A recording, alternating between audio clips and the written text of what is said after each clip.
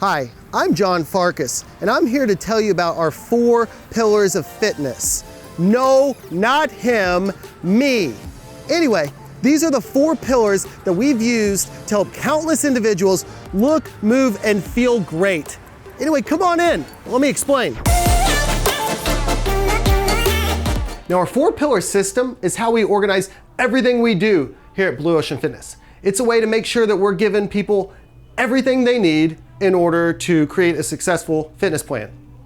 You see, a lot of fitness programs, what they tend to do is focus on 1 or 2 of the pillars.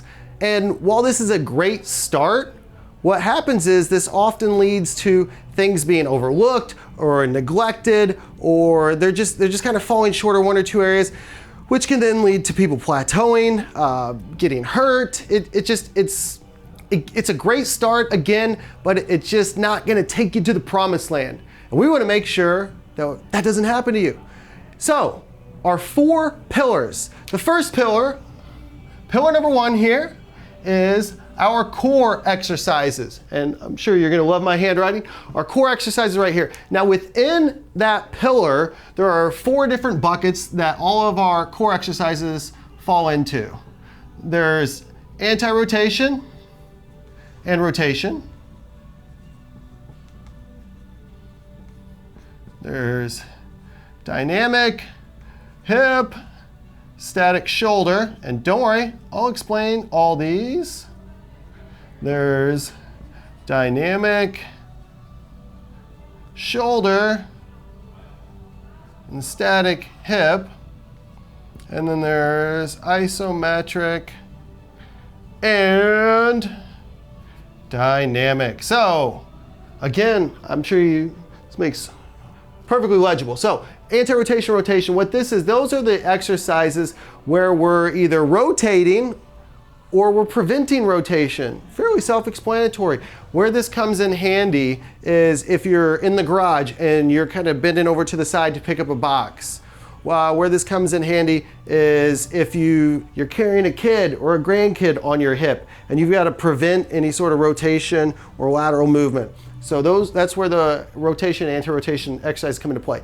The second bucket, the dynamic hip, static shoulder. So this is where dynamic hip means the movement is coming from the hips and we're bracing ourselves from the shoulders. So, and the reason that that's important is because the primary function of the core is actually to prevent unwanted movement.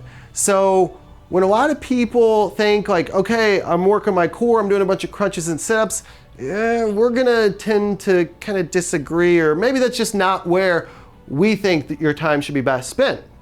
So this means that the movement's coming from the hips and you're static through the shoulders, you're bracing yourself. The next category, the dynamic shoulders and static hips, is kind of the opposite is true. So the movement's coming from the shoulders and then everything at the hips, you're kind of stabilizing and you're bracing yourself. And then the 4th category right here is the isometric and dynamic. Yes, that says isometric. So isometric and dynamic. What that means is the isometric would be something like a plank or something where we're just kind of bracing ourselves or staying in place early. The dynamic would be some sort of like crawling exercise or complex core exercise where we've got movement coming from all over the place. So that is our core pillar. Our second pillar is our strength.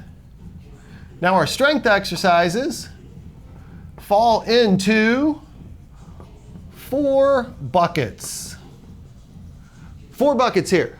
2 of them working on the upper body, 2 of them working on the lower body. And then from here, we have kind of a anterior and posterior side of the equation. So our pulling movements is basically working on the posterior side of the body.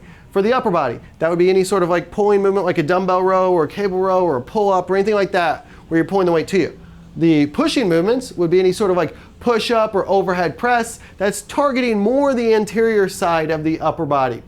Now on the lower body half of the equation, there's the hip and knee movements. The hip movements being basically everything on the posterior side of the body, working like the glutes, hamstrings, again, everything on the posterior side of the lower body. The knee dominant movements being exercises that are more quad dominant. We're thinking like squats and lunges and basically everything on the front of the thighs. So that is our strength exercises. And everything here, we want to make sure that we're checking all these boxes because it keeps everything balanced and It keeps us from getting anything too lopsided or anything too out of whack that's going to lead to injuries or other issues later down the road, because we don't want that. So our third pillar right here is our metabolic stuff. Now this basically serves 2 to 3 purposes. First and foremost, it's good for your heart health. So heart's kind of important, so we want to keep that puppy nice and healthy. Second thing, it's great from an endorphin standpoint, or you just feel good, maybe not while you're doing it, but after you're doing it. And it increases your energy and just, again, it helps build up your endurance. And then the last thing it does is it helps to burn calories. So for anyone that's got a fat loss goal, the metabolic stuff's gonna come in handy. It's probably gonna play a part somewhere in that fitness routine. For some people, it's gonna be a little more than others based on the goal, based on what they're looking to accomplish. But for anyone in particular that's looking to lose body fat or gain energy, that's gonna be a piece of the puzzle right there. And then the last piece of the puzzle is movement. Now, this one can get a little crazy, and we're not going to go down this rabbit hole, but the main thing to think about here is this would include anything that's going to help you move better and move more pain-free. So this would be any sort of like stretching related exercises that may be done before, during, or after your workout. And then also any sort of like corrective exercises.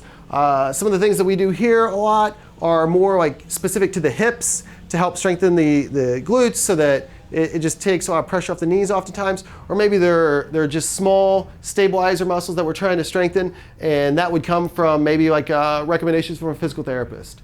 So again, movement bucket, it's just like kind of all the little stuff. A lot of times we fit that in as filler throughout the workout. So to kind of recap everything, we've got our core pillar, which within there's 4 buckets. We have our strength pillar, underneath there's 4 buckets, and then we have our metabolic and our movement categories. Now, I know what you're thinking. Okay, John, whoa, back up. I feel like I'm drinking out of a fire hydrant. And if that's what you're thinking, then that's okay. I got your back. So here's the deal. Right below this video, there's a link. Or maybe it's above the video. Or maybe it's over here or over here. I don't know. Anyway, there's a link right around this video. I need you to click that link, because what happens when you click that link, you're gonna enter your name, your email, and I'm gonna send you over a plan expanding on all this stuff here. You're gonna get a getting started checklist so that you know exactly what you need to do to get started right away. You're gonna get examples of all the exercises within these buckets and within these pillars so that you know what you should be doing. You're gonna get some sample done for you programs so that you can get started right away. You don't even have to think about it. Basically, you could ignore everything I said and just take the thing that I'm gonna send you and get started today. So all you have to do, just click the link, fill out your information. I'll send that right over to you. Absolutely free, no cost to you, no strings attached. So what are you waiting for? Click the link. Let's get started. Click the link right here. Or is it here or here? I don't know. Click the link right now. Hurry, because as soon as this video ends, offer expires and you'll never see me again. Maybe. Hopefully you will though. Click the link. Click the link. Hurry, click the link. Click the link.